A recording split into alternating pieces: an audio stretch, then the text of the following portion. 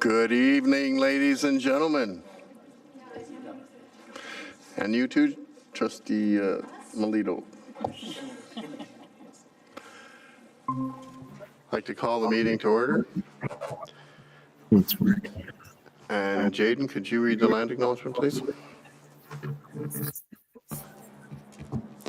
As we begin this meeting, we respectfully acknowledge that we are gathered on the ancestral lands and waters of the Algonquin people. We acknowledge their long-standing relationship with this territory, which remains unceded. We also pay respect to all Indigenous people in this region from all nations across Canada who call Ottawa home. Thank you. Father, can you lead us in prayer? Yes. In the name of the Father, and of the Son, and of the Holy Spirit. Amen. This year, as we live out our board's spiritual theme to open doors, build bridges, and nourish new beginnings, today we focus on building bridges of belonging. Let us pray. Heavenly Father, we come before you today with grateful hearts, ready to answer the call to build bridges. Thank you for the example of your Son, Jesus, who desires the salvation of all humanity. May we strive to be like Christ, who welcomed everyone and saw the inherent worth and dignity of each person. Help us to see the quiet, invisible gaps that exist between us, the emotional, spiritual, or relational distances that can make someone feel unseen or uncertain. Guide us in our deliberations to be the voice, hands, and feet of your compassion and love, building bridges of belonging throughout the Ottawa Catholic School Board. Strengthen us to live our faith in practical ways as an example to all throughout the OCSB. Through a purposeful smile, a welcoming invitation, a moment of careful listening. Let these small, simple choices be grand gestures of your love, reminding everyone of our community, in our community, that they matter and that they belong. May our words and actions be a reflection of your grace, especially your gifts of wisdom and knowledge and understanding, so our lives may build a community of faith where all belong because they are children of God. We ask this through Christ our Lord. Amen. Father, Son, Holy Spirit. Amen. Please stand for Before we stand for O Canada,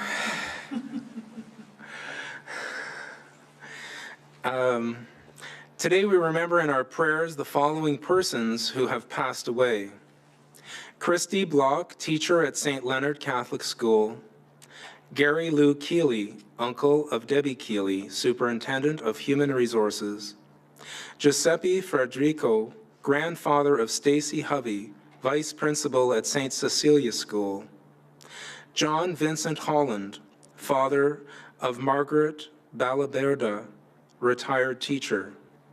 Lori Hutchinson, retired teacher from Divine Infant School. Joan Lair, aunt of Jennifer Pritchett, principal of special education and student services. And Michelle Roy, father-in-law of Gina Roy, teacher at St. Andrew's School, and grandfather of Melissa Roy, teacher at St. Daniel's School.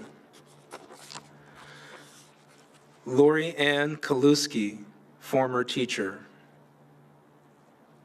Eternal rest grant unto them, O Lord, and let perpetual light shine upon them. May they rest in peace. Amen.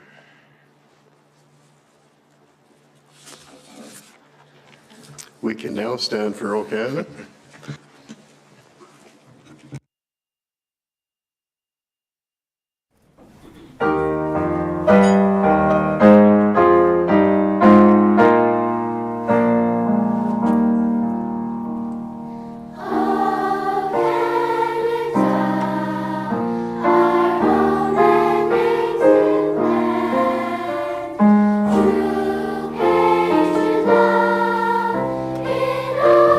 Love in all of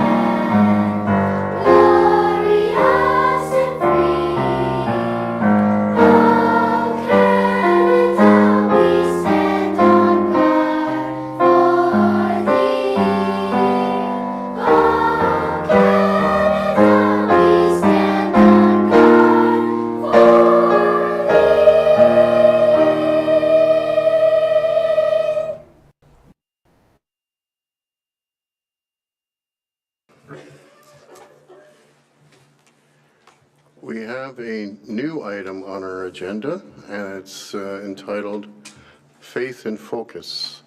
I'm going to pass off to Superintendent Sean Power and Father Gerard, and they're going to tell you all about it.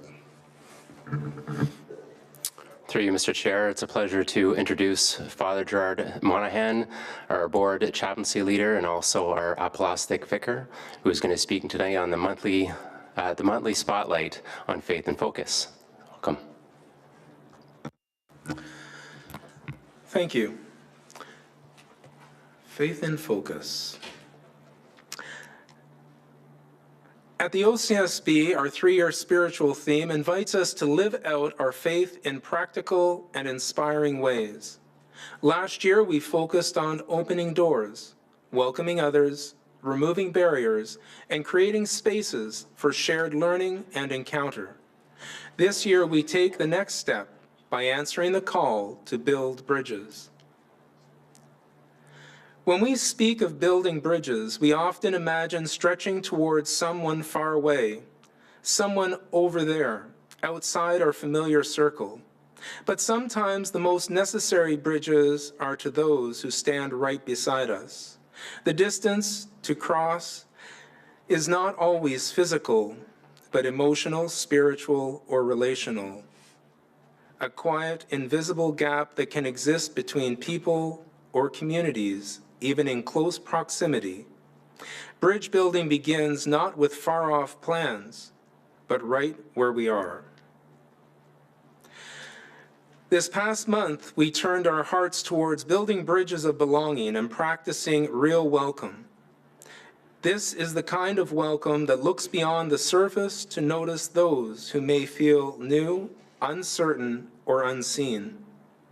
Together, we reflect on what it means to create a community where everyone knows you matter and you belong here.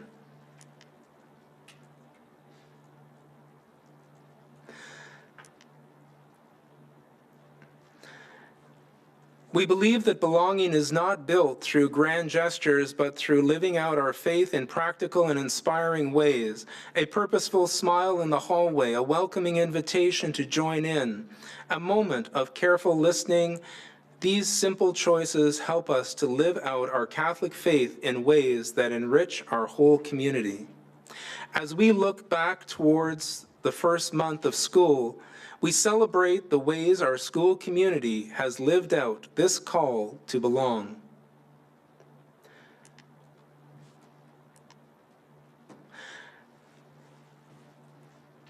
Building bridges of understanding, unity, inclusivity, and belonging during recess. Just like the book, our class is a family. Students made promises to each other and bracelets to remind everyone that they belong. So meaningful that a parent mentioned that her daughter slept with their school bracelet on. Was that there? That's there.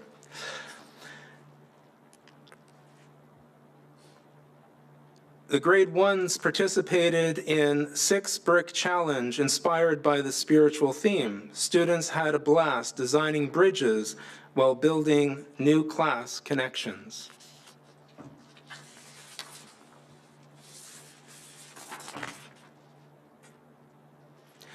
As we look ahead to next month,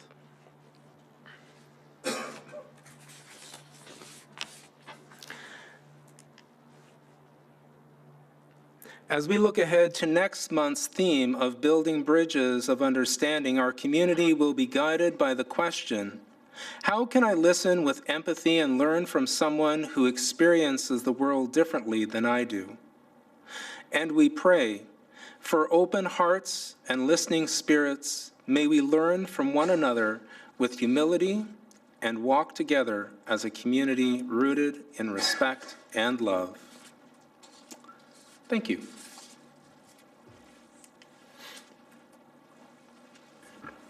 Thank you, Father. Any closing comments? Any questions from the trustees' comments?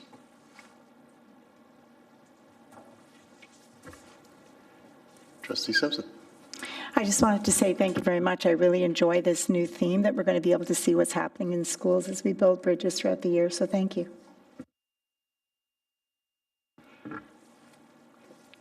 Thank you, Father. I just want to let everybody know, although you can't see them, Trustee Phelan and Trustee Warren are attending the meeting virtually. And gentlemen, our second screen here isn't functioning, so you'll need to speak up if you have a question or you want to vote. Item C, delegations. We have none. Approval of the agenda. Can I have a mover, please? Trustee Coburn, seconded by Trustee Lukatich-Bars. That the agenda for the regular board meeting of September 23rd, 2025 be approved as presented. All in favor? Opposed? Carried. School student departmental profile, we have none. Declarations of conflict of interest, I've received none. Confirmation of the minutes of the regular board meeting of September 9th, 2025. Can I have a mover, please? Trustee Melito. Trustee McEwen. That the minutes of the regular board meeting of September 9th, 2025 be adopted as presented. All in favor? Opposed? Carried. There's no unfinished business from previous meetings. Item I, presentation and consideration of committee reports and student trustee reports. Committee of the whole. Madam Vice Chair. Nothing to bring forward, thank you. Thank you. Item 2, memo from the chair of the audit committee, minutes of the audit committee meeting, regular session, June 17, 2025. Trustee Coburn. Those minutes for receipt, but I would like to highlight something that we received at that meeting. So at that meeting, we received a report that benchmarked special education. So this was something that the committee had requested of our internal auditors, and so they presented a report on special education.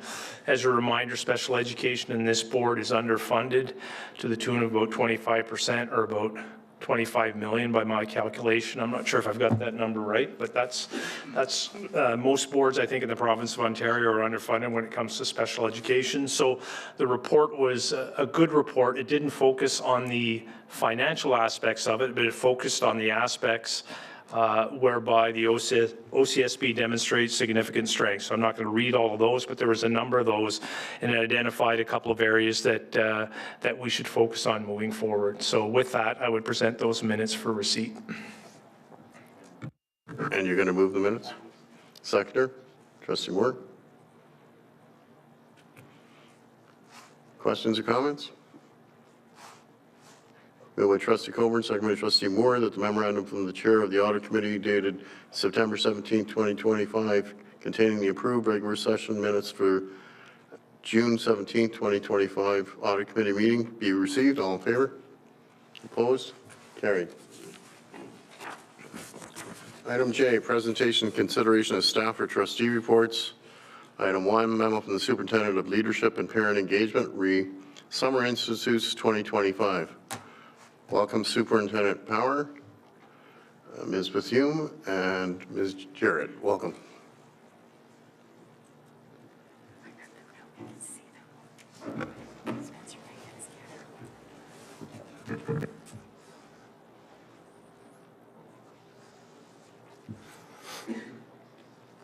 Through you, Mr. Chair, it's my pleasure to introduce Laura Bethune, our Leading and Learning Officer, as well as Karina Jarrett, our NTIP Educational Consultant, who are going to be presenting on our Summer Institutes.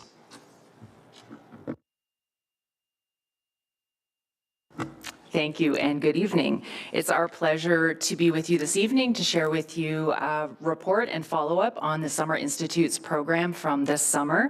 As many of you know from previous presentations, Summer Institutes is an annual initiative through the Leadership and Parent Engagement Department. We put a call out to staff every summer through the system and ask for a call for facilitators for their interest in putting forth PD for the system.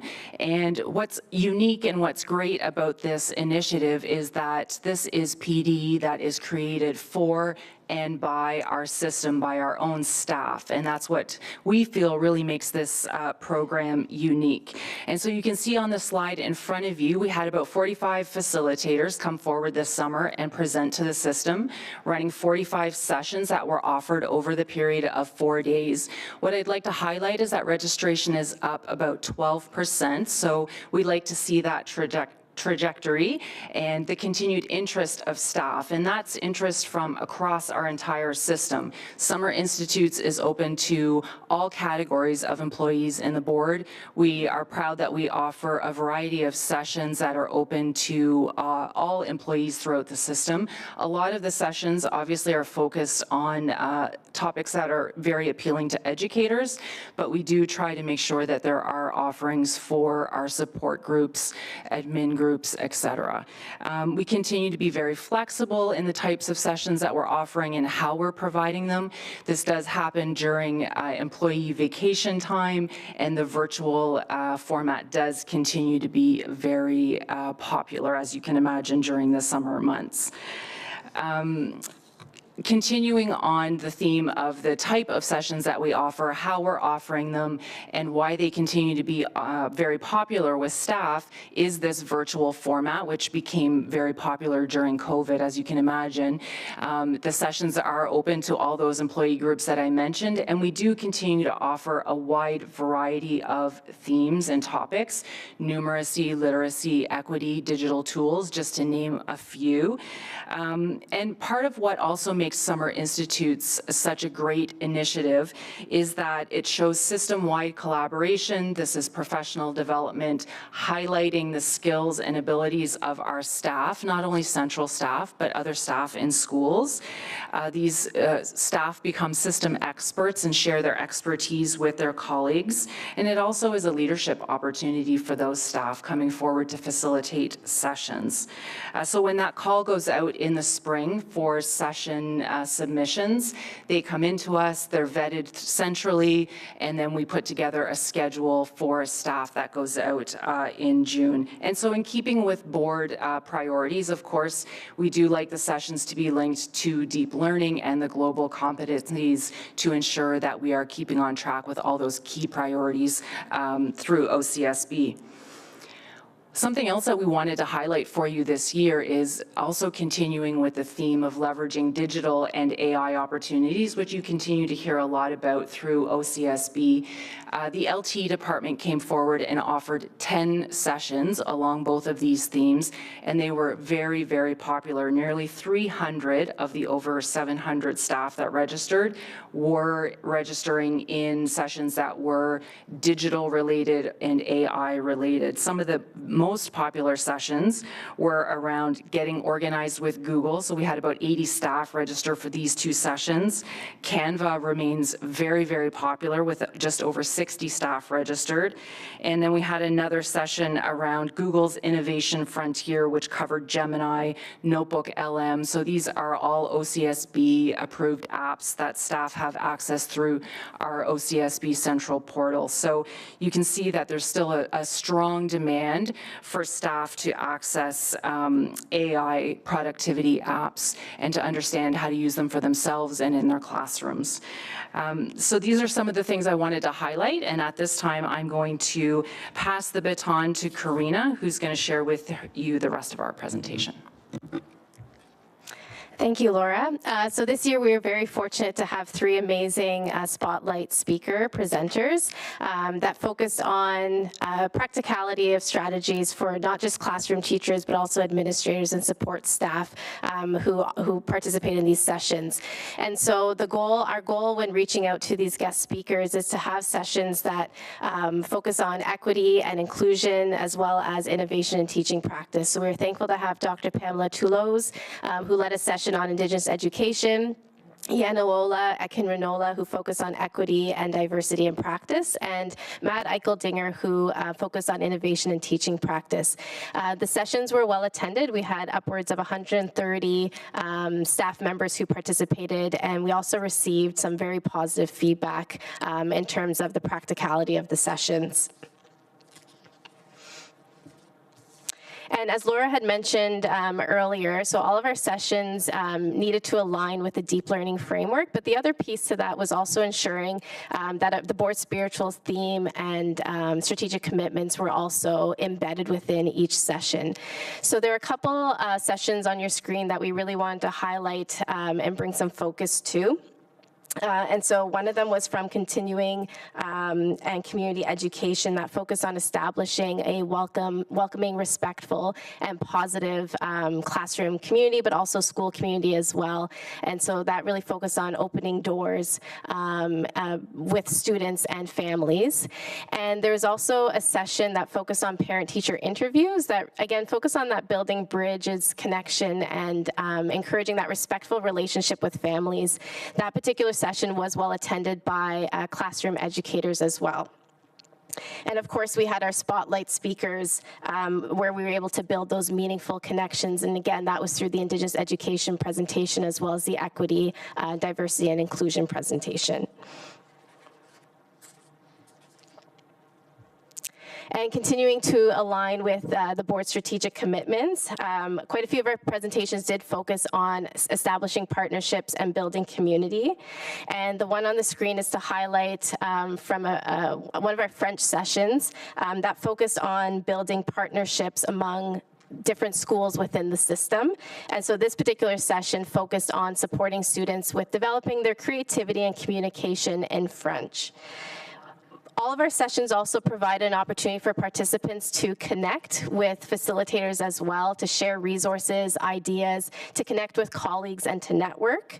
And so we did leave it up to the discretion of facilitators, but the majority did end up sharing their presentations with participants. And so that was an additional resource that participants were able to walk away with and to have access to it throughout the year. A couple more sessions also to highlight in regards to Be Well. So many of our sessions did focus on providing guidance on supporting students in learning how to be creative thinkers, but also collaborators. And in terms of to be innovative, several of our sessions did focus on math and literacy and supporting students to be problem solvers. And as we mentioned before, all of our sessions did align with the deep learning framework. And so Laura and I put together a Google form of feedback that we shared with facilitators, and then we asked facilitators to share that with participants at the end of their presentations. So we did want to share some feedback that was received. 98% of respondents did say that they would highly recommend the session that they attended to colleagues. And some of the main reasons for those recommendations had to do with the practicality of the sessions, but there's also quite a few comments about the high quality of the facilitators as well, and the ease of the presentation and being able to ask questions and network. In terms of when asked the question about reasons for participating in summer institutes, professional and personal development was one of the main components, but again, there's also that networking piece and the ability to communicate with colleagues, and there was an appreciation as well for the variety of sessions that we were able to offer this year. And so we're very proud that we're able to offer summer institutes and that it continues to provide leadership and flexible learning opportunities for staff. So thank you, Mr. Chair, for the opportunity to share the program, and we welcome any questions that you may have. Thank you very much for your presentation. Excuse me. Questions or comments? Trustee Coburn. Thank you for the presentation. Yeah, so it's impressive to see that just over 700 teachers did these. I know that they do them voluntarily. Do the facilitators get any form of compensation, or because it seems to me the sessions, I noticed a couple facilitators did a number of sessions, and I imagine preparing for those would take some time and effort. Thank you. Through you, Mr. Chair. The answer to the trustee's question is yes. We have a budget to put on summer institutes, and there is a compensation structure for the facilitators. Trustee Moore. Thank you. Through you, Mr. Chair. I was just wondering if any of these sessions are available online still for staff to view. I'm thinking specifically the learning technologies. It was so meaningful for so many. Through you, Mr. Chair. So the answer to Trustee Moore's question is we left it up to the facilitators to share their presentations. So the ones who participate in the sessions, they will have access indefinitely unless it does get removed. But we don't have a platform for all of the presentations. It's just shared to the discretion of the facilitators.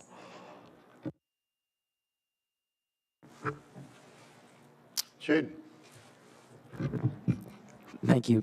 Through you, Mr. Chair.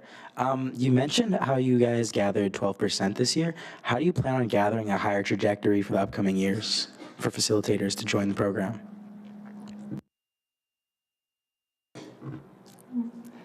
Through you, Mr. Chair. Thank you, Trustee, for your question. The increase actually was in participants, the 12%. Our facilitator numbers have been about the same in terms of the number of sessions and presenters over the last couple of years, but the 12% was in the number of participants that we've seen, and those numbers have fluctuated over the last couple of years. As you can imagine, through COVID, actually to our surprise, numbers increased quite a bit during COVID, and I think that was due to the nature of PD, for the most part, being stopped through the board over those difficult years. And so the demand for some of the type of PD that we were able to offer increased. Then we saw a little bit of a decline, and we think that was mostly due to staff exhaustion for the most part. And so then numbers started to pick up again. So I think really the best way for us to increase numbers is to continually provide a great variety of sessions. And I think, for example, as illustrated this year, the great variety of AI and digital offerings, which is exactly what it appears that staff are looking for right now, and being of interest to staff, is a great way to stay on top of that. Thank you.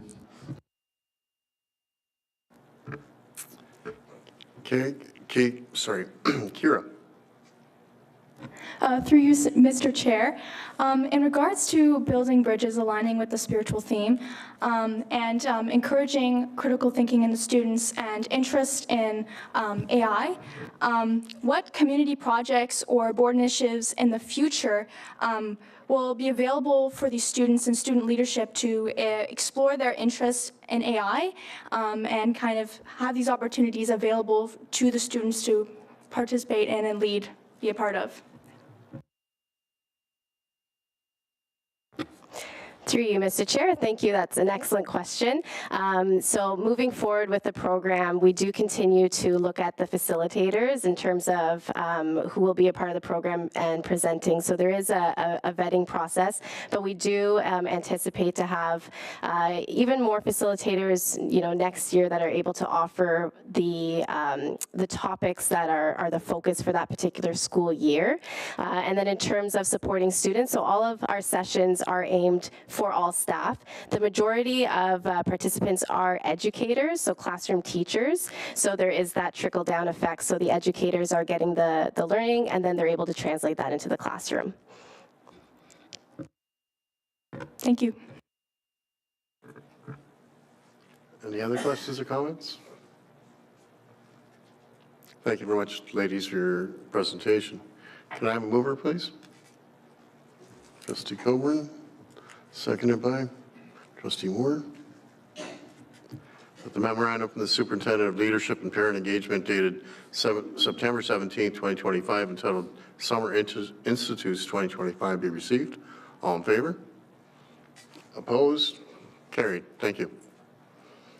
Item 2, memo from the Superintendent of Continuing and Community Engagement, Summer Programs Report 2025.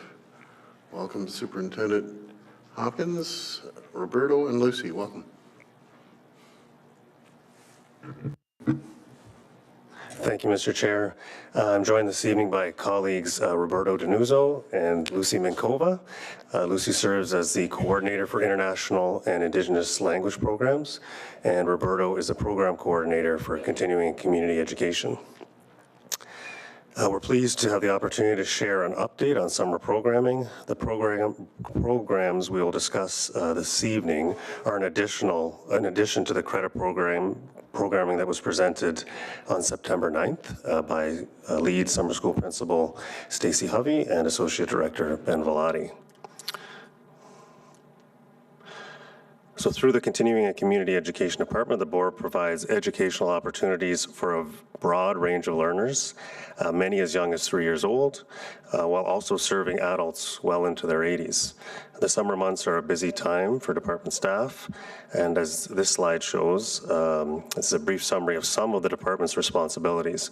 So the programs which we'll discuss today are supported by a broad array of funding models.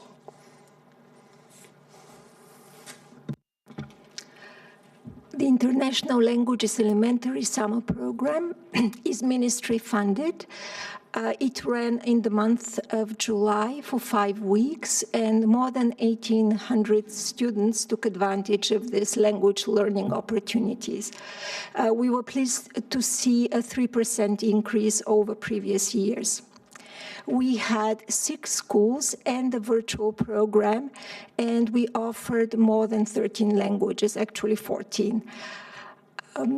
Our in-person classes ran in the morning from 9 to 11:30. Our virtual program had a morning and an afternoon part.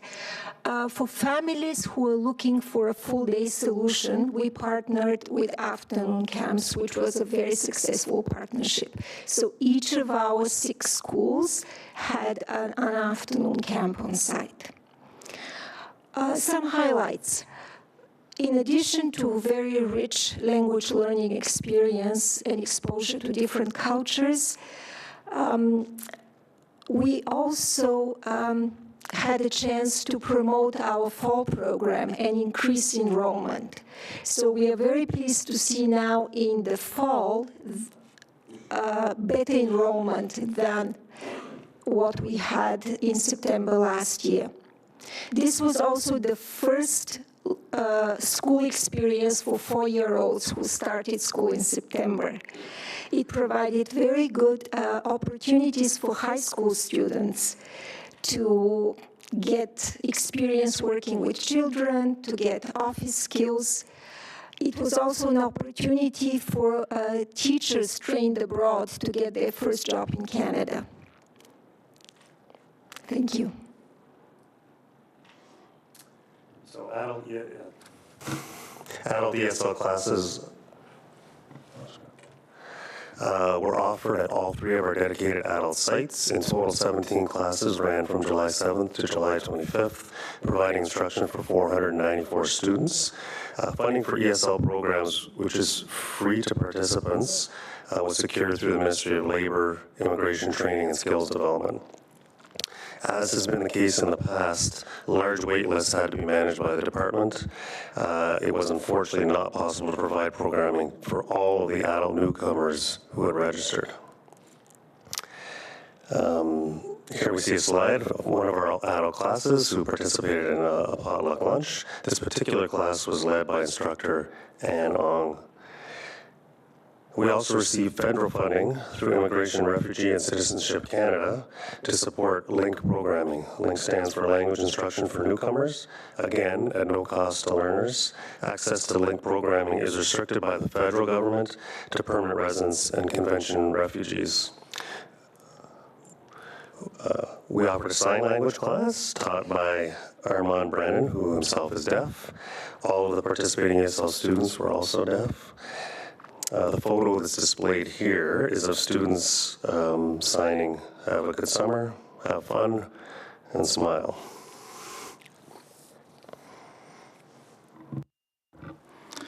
The 2025 Focus on Youth program was a great success. Amidst the reduction of funding to close to 30% from the Ministry of Education in comparison to 2024, we were still able to creatively adapt to ensure there was success for the 2025 year. This year, program supported 65 high school students. Those students were recommended by their student services staff from our 6 engagement schools. Those 6 engagement high schools being St. Pius X, Lester B. Pearson, Immaculata High School, St. Paul, Notre Dame, and St. Patrick High School.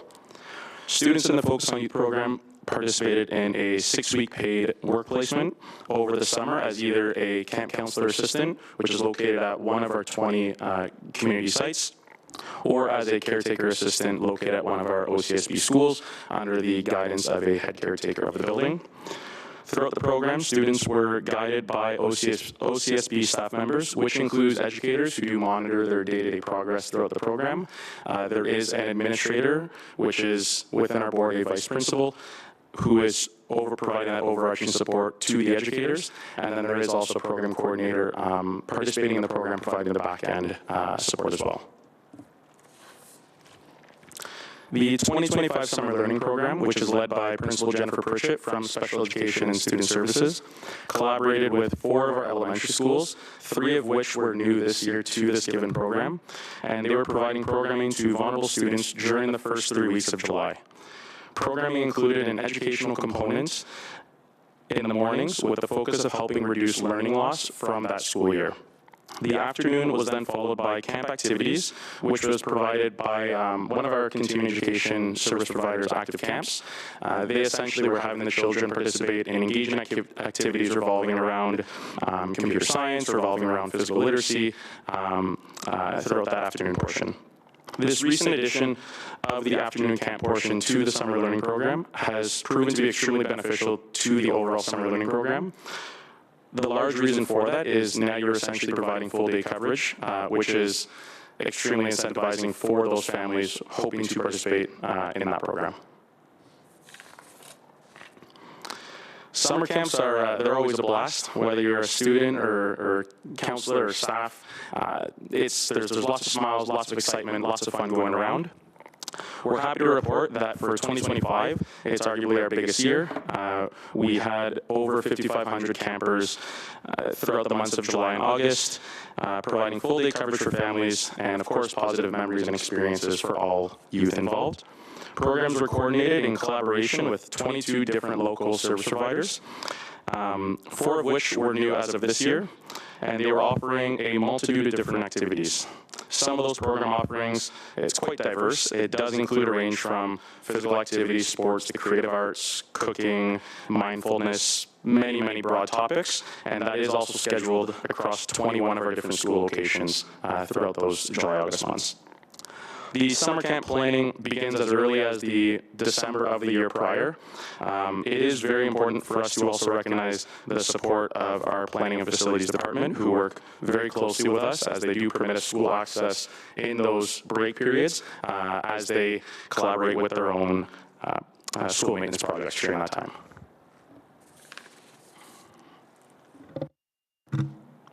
So this last final slide just provides a summary of the number of learners that participated in non-credit programming this summer. This is, of course, in addition to the 4,100 students that participated in credit summer school, totaling to more than 12,000. So we're really proud of the impact that these programs have had and on the level of support we're able to provide for OCSB families. We're happy to take any questions you might have. Thank you very much. Trustee Moore. Thank you very much to you, Mr. Chair. Look at the adult ESL link. Now, I understand in the actual West End, we used to use Holy Trinity's Porta Pack at one point to do adult ESL because it was removed from the general school population and could be done year-round there. But we've lost that space because we have, like, students. But for the summer program, is it possible to bring it back to the actual West End, whether it's next year to look at the possibilities? I know facilities is a big provider with that as well, but it can be difficult for families to get downtown to St. Nicholas or to one of the other, because the LRT isn't always working. It's down for a week or so in the summer. So is it possible next year to look at actually bringing the West End to the West End? So through you, Mr. Chair, in relative terms, the summer program for Out Learning is really pretty small compared to the number of participants we have during the school year. It's the same students who have, for the most part, were with us in the spring, so they're used to attending the 3 adult sites that we already have. It is part of a long-term plan to see where we might secure school sites somewhere outside the core of the city, which is where they all exist right now.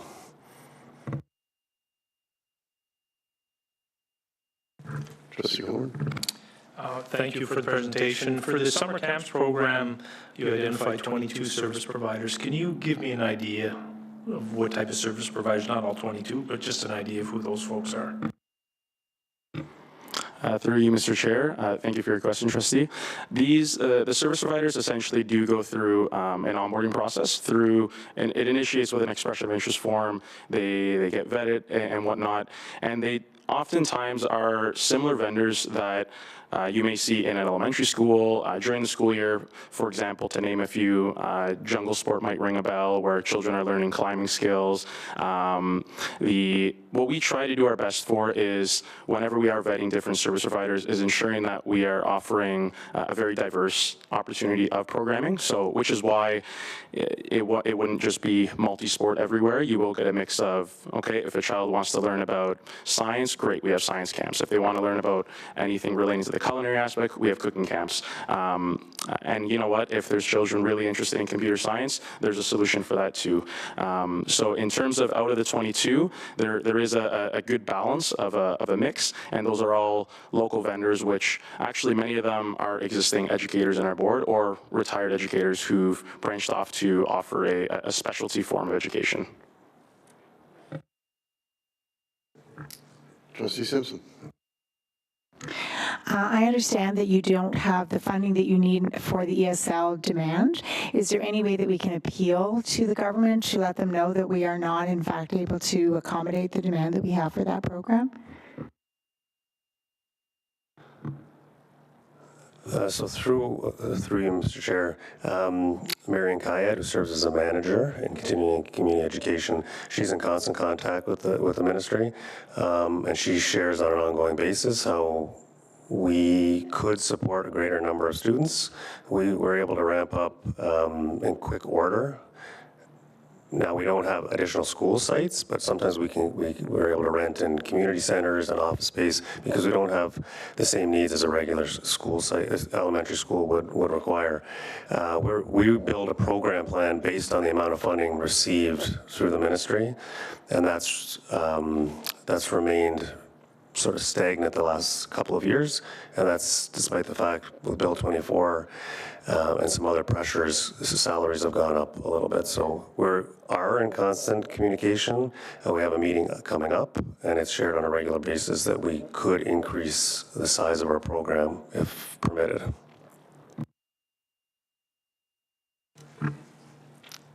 Trustee Lukatich-Maris. Through you, Mr. Chair. Related to the international languages, so it's impressive to see 13 languages now being available and being taught. So I'm just a little bit interested to understand what the recruitment process is like for those teachers or instructors for those 13 languages, and is there some kind of assessment as well that's done in terms of the quality of the teaching that's provided? Through you, Mr. Chair. We normally have an expression of interest in our fall program, in our regular program during the year, and we like to recruit instructors from our regular program first. And if some of them, of course, have full-time jobs because they cannot live on just Saturday teaching for 2.5 hours. So if we have bigger registrations and we need to hire instructors, we post. So we have job postings, we do job interviews, and we do very thorough reference checks, and we hire instructors. Some of our instructors are hired for the summer. Many of them choose to stay with the program later on. We do provide some training before they start. We have site administrators at the schools who are very experienced. They do provide also some on-site training and guidance to the new instructors. And sometimes actually staffing is challenging. For example, last year we had a lot of kids who wanted to learn Italian and we were not able to find the teacher. This year we were, and it was a fantastic class.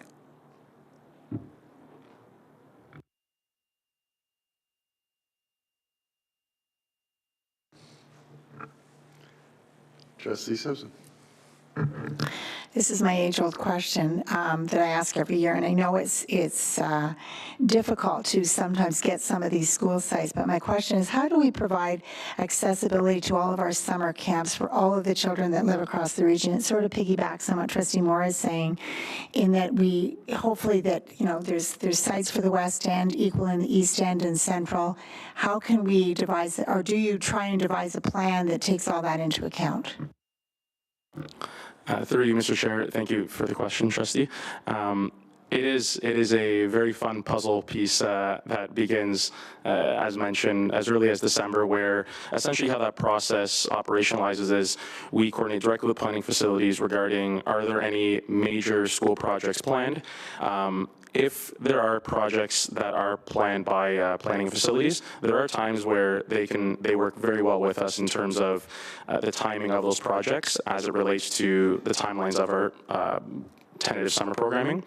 What we do try to ensure amongst the master schedule planner is that we are offering programming across the whole city. What we have noticed the trend is there seems to be high volume of popularity in the West End and in the South End, where there's large volumes in those suburbs.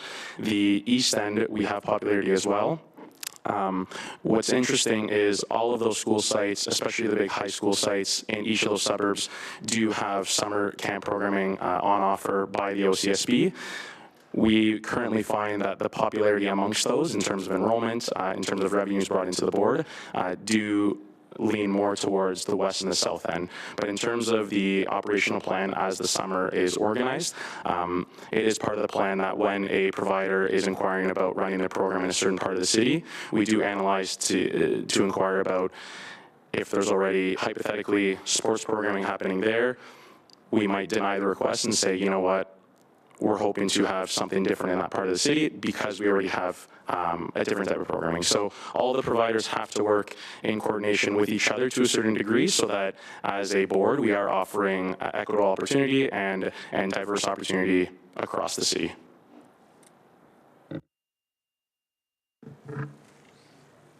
Is there any other questions or comments? Thank you very much for your presentation. Can I have a mover, please? Trustee Warren, seconded by Trustee Lukach-Bars. That the memorandum from the Superintendent of Continuing Community Education dated September 23rd, 2025, entitled Summer Programs Report 2025 be received. All in favor? Opposed? Carried. Item 3, memo from the Superintendent of Special Education and Student Services, Summer Mental Health and Transition Support 2025. Welcome, Superintendent Ben, Dr. Bolduc, and Jennifer. Welcome.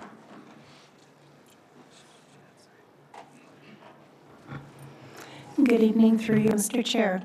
The Special Education and Student Services Department is pleased to share with the trustees feedback from another successful summer of providing programs to support students, families, and staff members through programs and professional development sessions created and facilitated by our staff. This evening, I'm joined by Dr. Richard Bolduc, our Mental Health and Wellbeing Lead, who will share an overview of the variety of programs offered this year.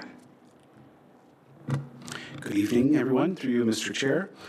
It's with great pleasure that I want to announce that we've had a successful summer of programming for our students, providing supports and services, as well as help throughout the community with regards to our youth at the Ottawa Catholic School Board, and specifically through student services. Next slide, please. First of all, I'd like to start off with our Summer Crew Junior program, which is CREW stands for Communication, Relationships, Empathy, and Wellness. It was a program that was built and put together in 4 schools at St. Rita, St. Rose of Lima, Good Shepherd, and Prince of Peace. The focus is on fostering social communication skills and perspective taking for students with an autism spectrum disorder, and it's based on the CHIO Art Convo program. This program saw 29 students that participated this year. Programs were run at the same sites as the summer learning programs that was highlighted through the continuing education presentation. We focused on supportive, inclusive practices as the students can participate in recess presentations, various activities, and excursions.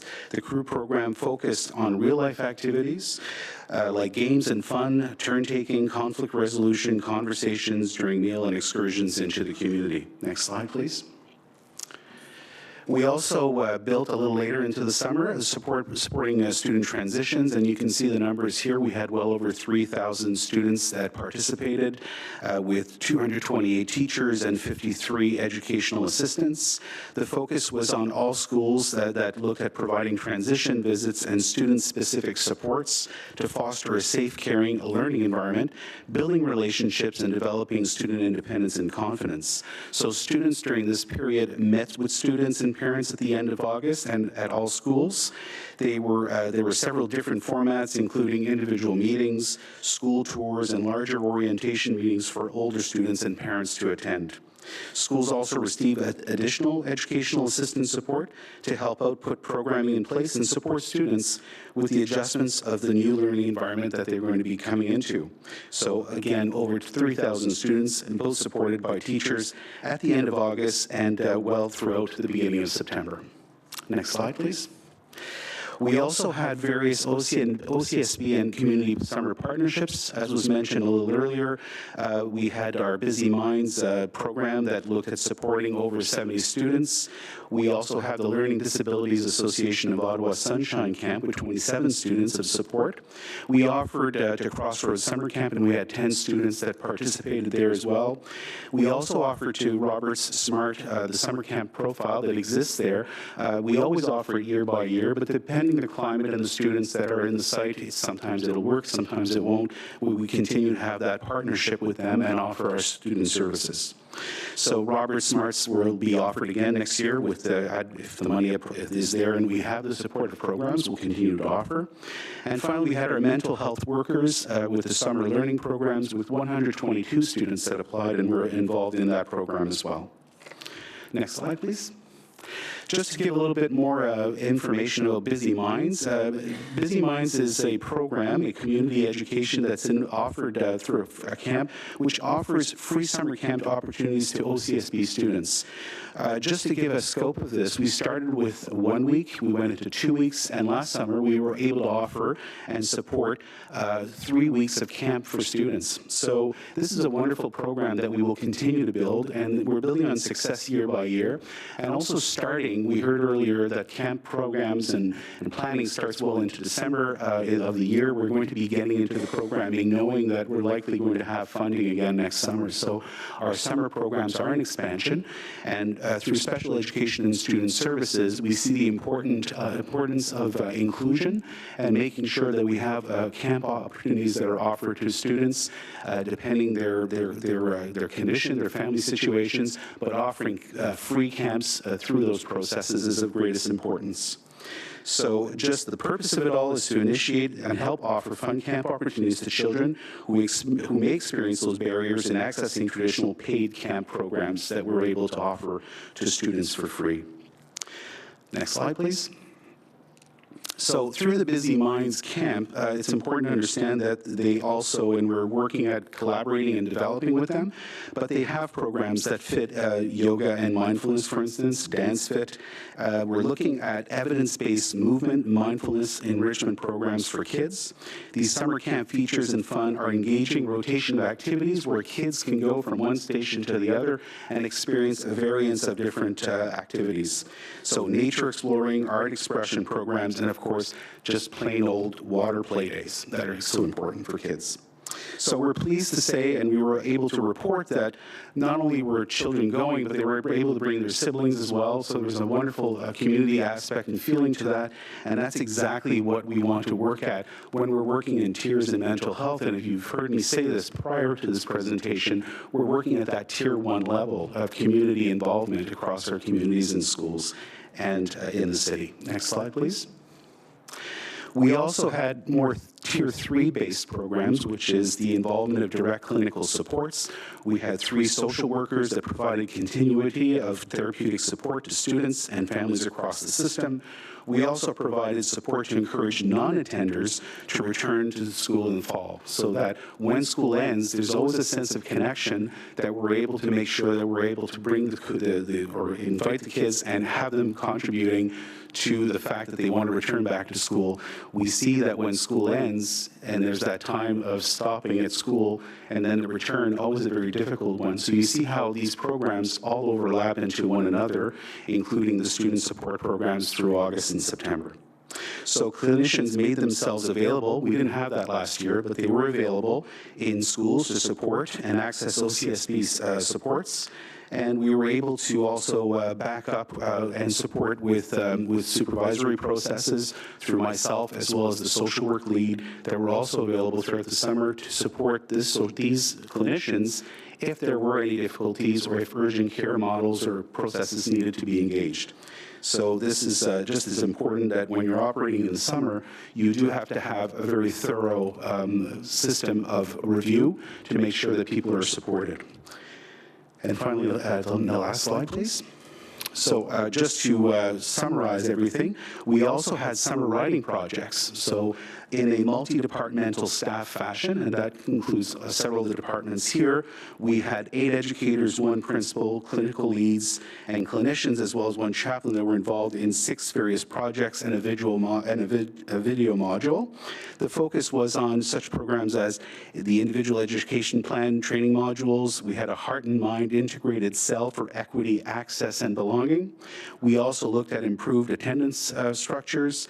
We focused on educational assistant training and finalized the VTRA protocol that's going to be, I would say, delivered in various school boards this fall. So this is a very important piece that needed to be completed.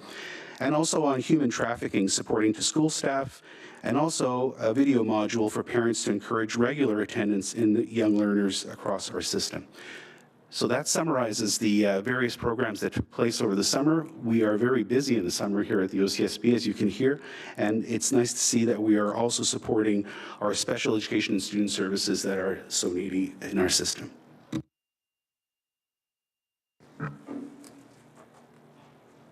It sounds like you're very busy. Questions or comments? Trustee Moore. Thank you very much, through you, Mr. Chair. My question is about the transitions of students from one grade level or school to another.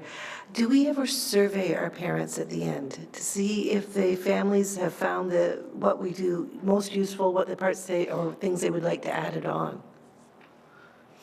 Through you, Mr. Chair, excellent question. We don't survey every parent in the system, obviously, to get that information. However, we do have an understanding through the principals of each schools, the services that were provided, as well as the parents that come in. So we do know by fact of the registrants in the programs.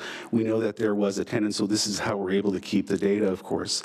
The satisfaction element is there because we know that they're involved and they're engaged in connecting in the schools.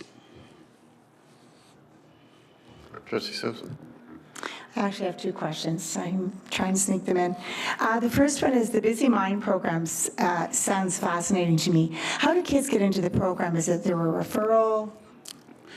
Through you, Mr. Chair, yes, Trustee Simpson. Through June, we send a referral form to the schools, to the principals, and they are eligible to sign up students that are needy or that are requiring a camp process that would like to be part of one, and for families that are that can't afford camp. So we certainly make that possibility definite must, and there's certain criteria that are met, of course, if they can attend, and through there we are able to I guess, decide and look at best candidates to fit the program at this point. My goal would be to expand that requirement or that process to look at students that can certainly, with depending on their social, well, it could be financial, but it could also be if it's behavioral, for instance, or of concern at that level. I'd like to see a greater open perspective to have trained clinicians or mental health workers to support during the summer.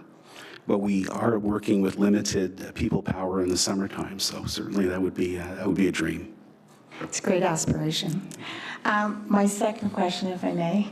I'm fascinated by the non-attending outreach that you've done, and I'm wondering if you have any kind of measure of success, because I know that's probably a fairly new initiative that we have, and I think it's great because we have a lot of kids that are very anxious and some almost more clinically anxious to go back to school. So is there any way we measure the success of some of these programs?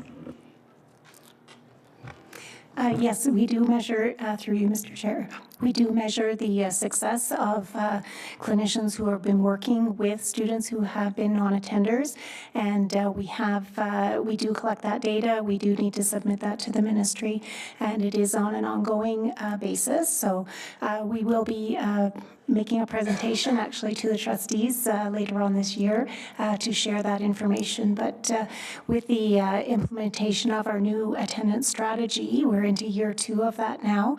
We have seen an increase in non-attenders becoming attenders. So there has been some success with that. If I can add to that as well, we have, throughout the year, we're also focusing on our non-attenders, and there's the summer programs are a good, I would say, continuation of our year-long programming to make sure that these kids, the ones that we're pointing out and working with, are there to see a welcoming environment, so to make sure that there's continuation of care there. Kiara? In terms of transition back to school, how are students given a voice in these supports, and how is the student feedback applied and collected? Is there a need for student leadership? Is there a need for student involvement within this area? Through you, Mr. Chair, thank you. That's an excellent question. Student voice is always first and foremost in the process. So it's not, it's never a forced, event. It's encouraged. It's seen as being a transition process. When you're going from grade 6 to grade 7, or going from grade 8 to grade 9, when those important transitions take place, or a change of school, or if you're going, you're going from one school or environment to the other, we see it as the greatest opportunity through our evidence-based approaches, that when students have a sense of welcoming, they have a sense of connection, this is where you see a flourishing of learning that takes place. And so we understand that first and foremost at the foundation, when students feel that they're cared for and they're able to voice that or express what it is at the same time that might not work for them, it's the best measure of success in a transition. Trustee Moore? Thank you. Yeah, I thought somebody else asked, what is VTRA? Through you, Mr. Chair, thanks for the clarification. So violence threat risk assessment. So that's the model we use at the school board, as well as the city boards, and provincially, and also federally.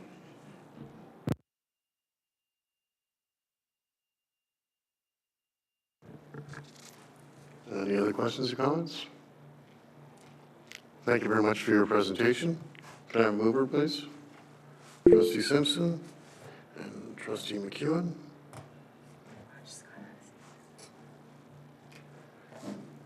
That the memorandum from the Superintendent of Special Education and Student Services dated September 17, 2025, entitled Summer Mental Health and Transition Support 2025 be received. All in favor? Opposed? Carried.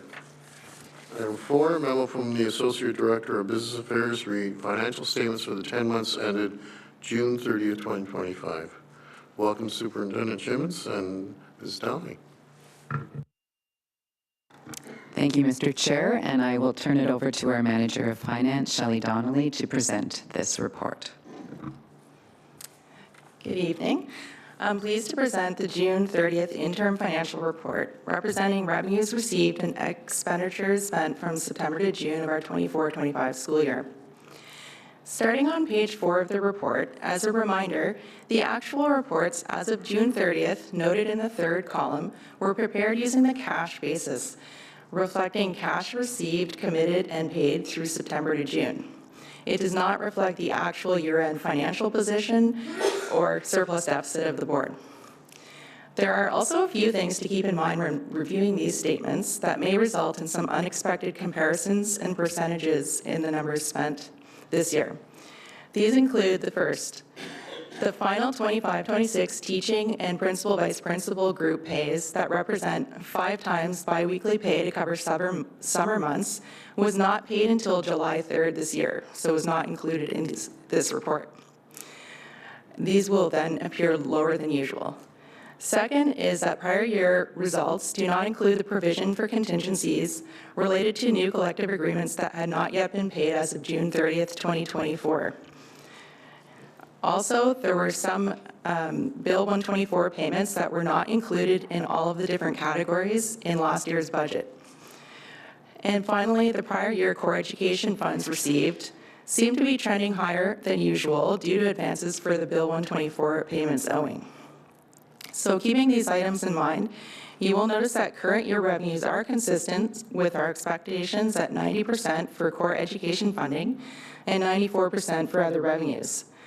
As mentioned, the classroom spending does appear lower than usual due to the timing of that final teaching and principal vice principal pay. Overall expenditures as of June 30th are 79% spent. We will now review these in further detail on page 8. So moving on to the detailed schedule of expenditures. Salary and benefits are at $510 million, and other expenditures are $91 million as of June 30th. Overall, supply staff lines are at $15.9 million and up to $16.6 if you include the July 3rd pay. This is partially offset by term vacancies in our regular staffing lines, in particularly educational assistants, which can be difficult to fill. Variances in the other expenditures can also vary with the timing of purchases.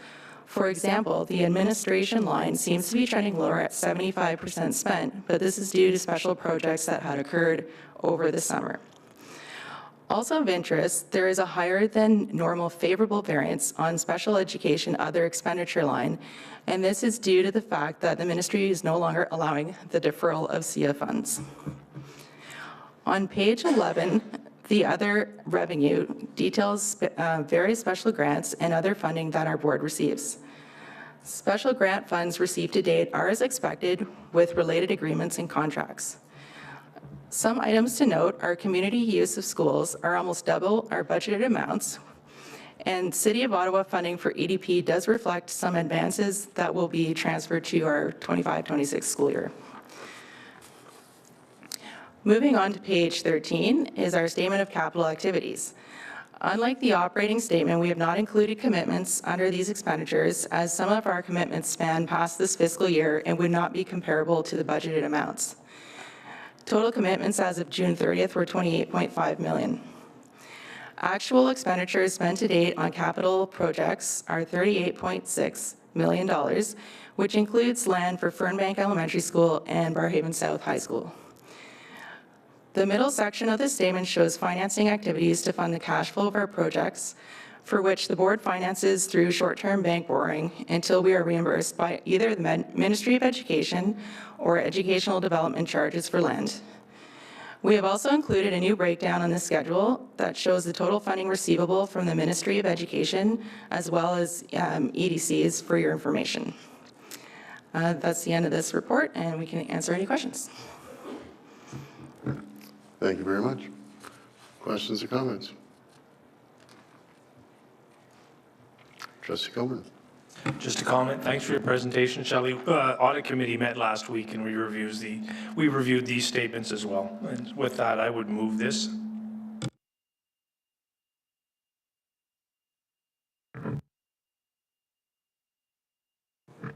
Is that you, Trustee Moore?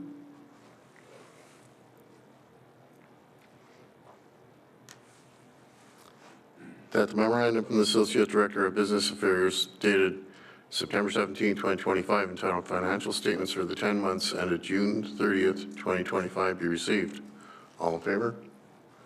Opposed? Carried. Welcome back, ladies.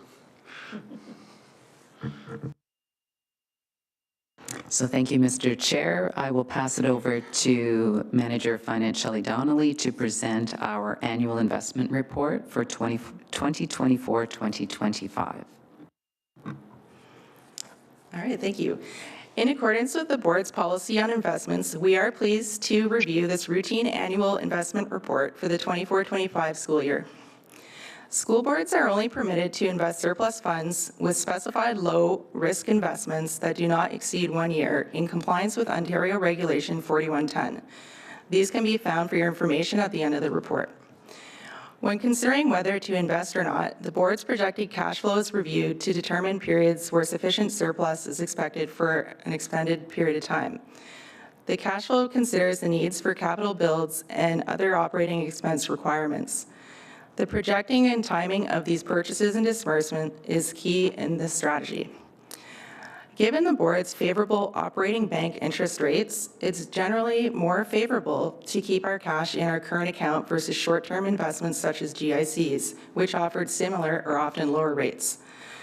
We will continue to monitor the interest rates as we continue to see declines in the current economic environment. Just as of note, the interest revenue as of the end of June was $3.6 million this year. And we're happy to take any questions. Thank you. Questions, comments?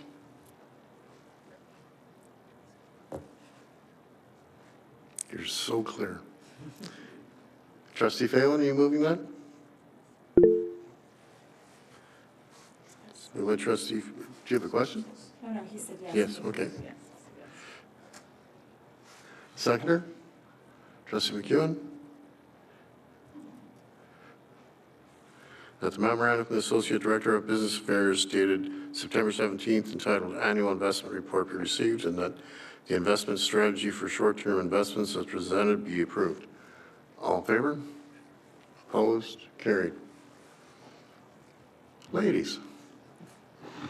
Thank you, Mr. Chair. I will give Ms. Donnelly a break, and I will present the next report, which is the trustee honoraria for the 25-26 year. So the memo before you is a routine annual memo that's brought forward to approve the payment of the trustee honorarium for the upcoming trustee term, which runs from November 15th, 2025 to November 15th, 2026. The trustee honorarium presented continues to be calculated based upon the board resolution that was passed in compliance with the Ministry Regulation 43618. It includes a base amount, which remains stable, plus an additional enrollment amount, which is adjusted for growth up or down depending on what our growth in our budget is. This year, then you will note that the honorarium that's for the upcoming year reflects an average increase of 3.7% overall, with individual changes for the chair and vice chair. The calculation is actually based on budgeted enrollment projections and not our actual enrollment growth. So is based on, and is actually in a 1-year delay. So it's actually for the 2024-2025 budget growth. I'd be happy to take any questions at this time. So just to be clear, this is a calculated based on enrollment increase, not that we're giving ourselves raises. That is correct. It is a ministry-directed calculation with maximum caps and calculated in accordance with that. And the good news, it's in a positive light this year rather than negative as before. Questions or comments? I need a mover, please. Trustee Lucatic-Myers. Seconder? Trustee Simpson. That the memorandum from the Associate Director of Business Affairs dated Deemed to be read, Mr. Done? All in favor? Opposed? Carried. Thank you, ladies.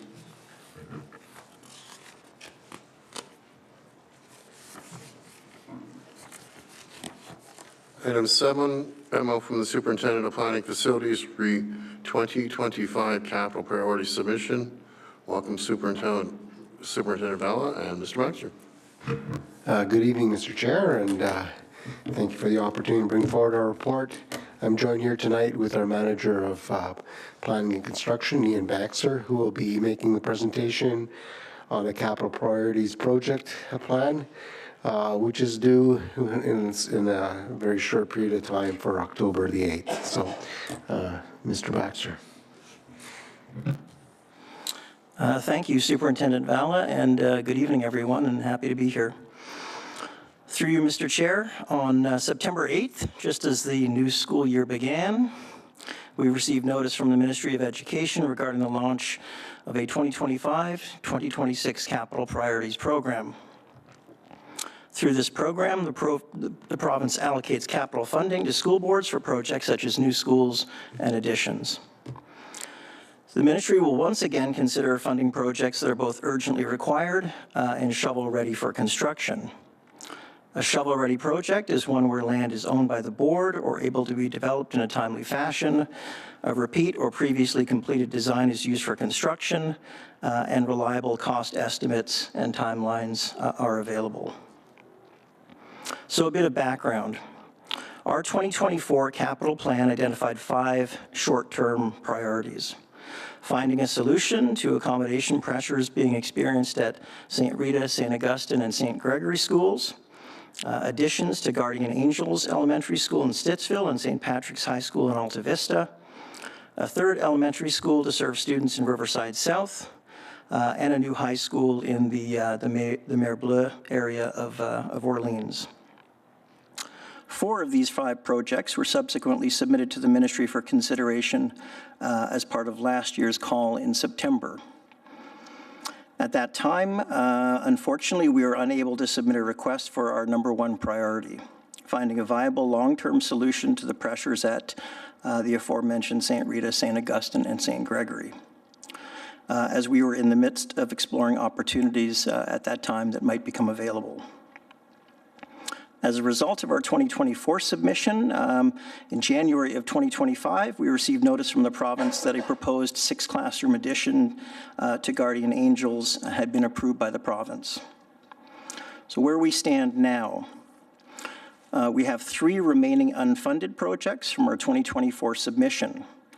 We also have the recent availability of a surplus coterminous school board property that we feel will resolve the challenges we have been having with our number 1 priority. As mentioned previously, every new capital call from the ministry provides staff with a moment in time to reassess our accommodation needs by area. For the first time in a number of years, the ministry provided boards with feedback, formal feedback, respecting those 2024 projects that were not approved for funding. This input certainly helped us with this assessment and with forming our list for this year's submission. What we are recommending, we believe we have found a preferred solution to the pressures being experienced at St. Rita, St. Augustine, and St. Gregory. In May, staff submitted an expression of interest application to the ministry for the acquisition of Century Public School, a surplus OCSB elementary school located on Red Pine Drive in Nepean. In June, you'll recall, we received approval from board to seek input from those 3 school communities regarding a proposed accommodation plan that would include acquisition of the Century property.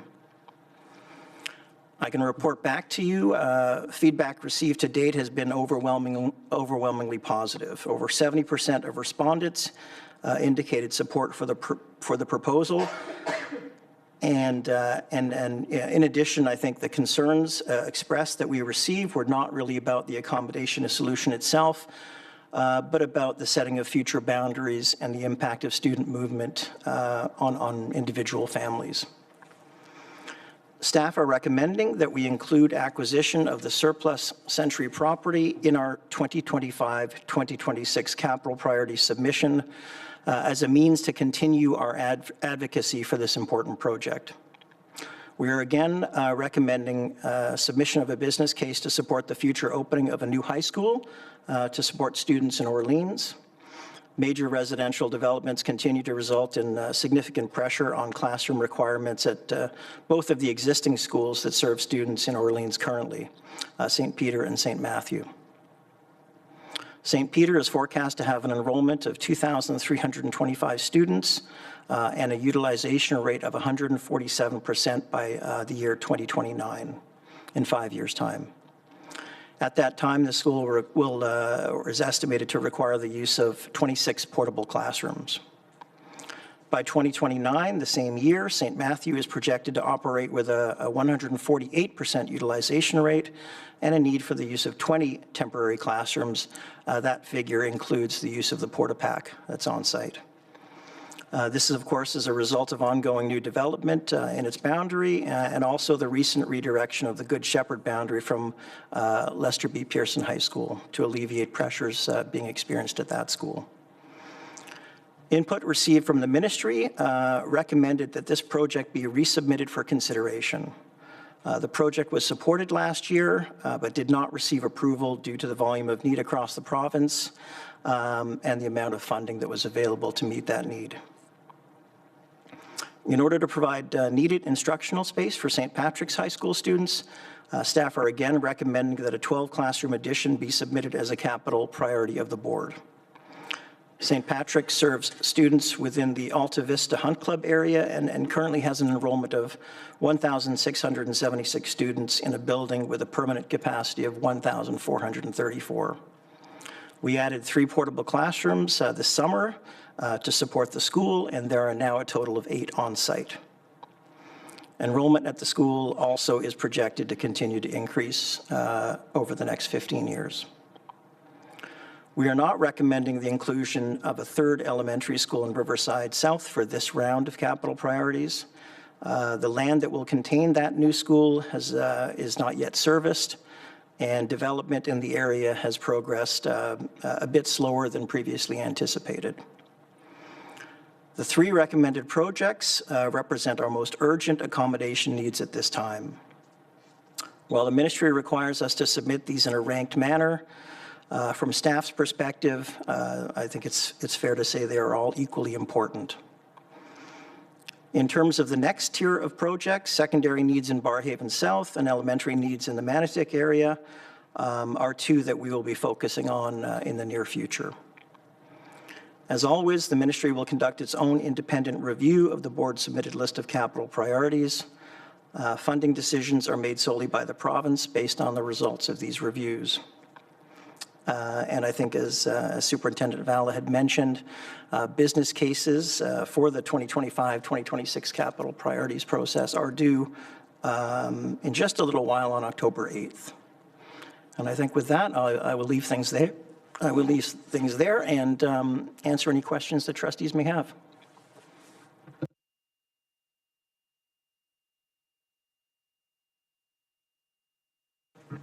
Thank you very much. Questions or comments? Trustee Moore. Thank you very much. Through you, Mr. Chair.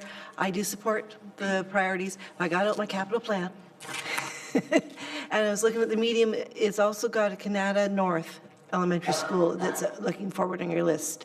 So it's still medium term. You're still thinking another 5 years out for that one, or are you thinking it could happen a little sooner?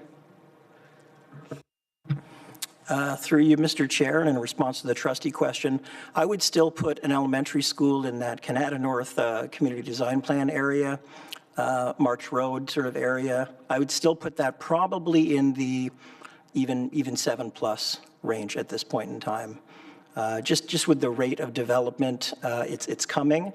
It's been coming for a while in that area, but I think we need to see it really happen at a good rate, and then we'll begin to monitor the timeline as we move forward.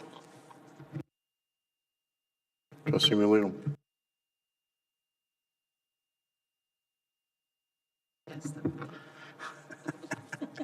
Through you, Mr. Chair.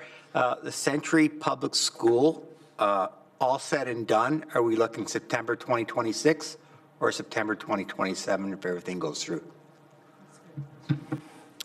Through you, Mr. Chair, and in response to the trustee question, the planned opening date that we still think is feasible, depending on how quickly the ministry moves, September 2027.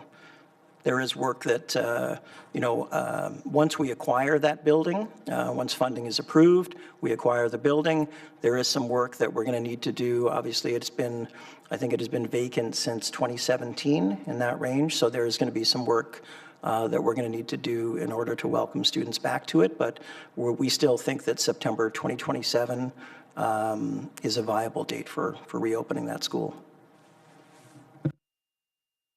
Trustee Simpson. I too fully support your proposal. My only concern is, and I do realize we really do need a high school in Maribyrnong, but we've been stalled in our other project. Will there be any impact on this project? Is it close enough that we have the same concerns as the other project? Through you, Mr. Chair, and in a response to the trustee question, that's a very good question. And it would be concerning other than the fact that we own the site and it has been serviced for a number of years. The elementary school, the Maribyrnong Elementary School that we have funding for is located to the south in an expansion part of Maribyrnong.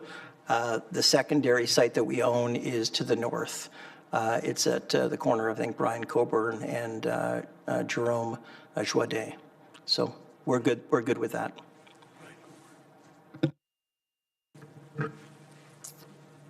Trustee Moore? Thank you, through you, Mr. Chair. One of the other requirements was that you have to be building on a timely manner. So can we show that with the projects that are already underway?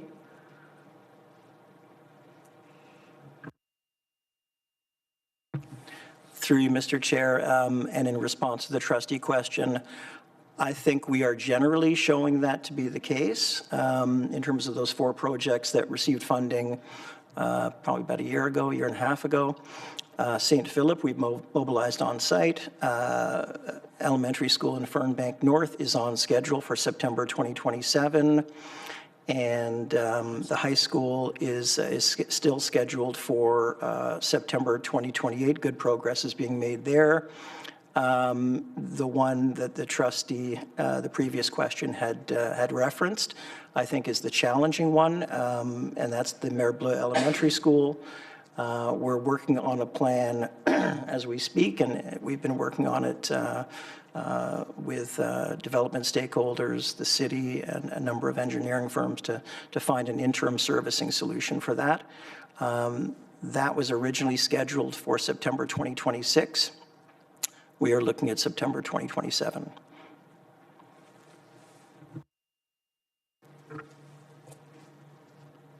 Any other questions or comments?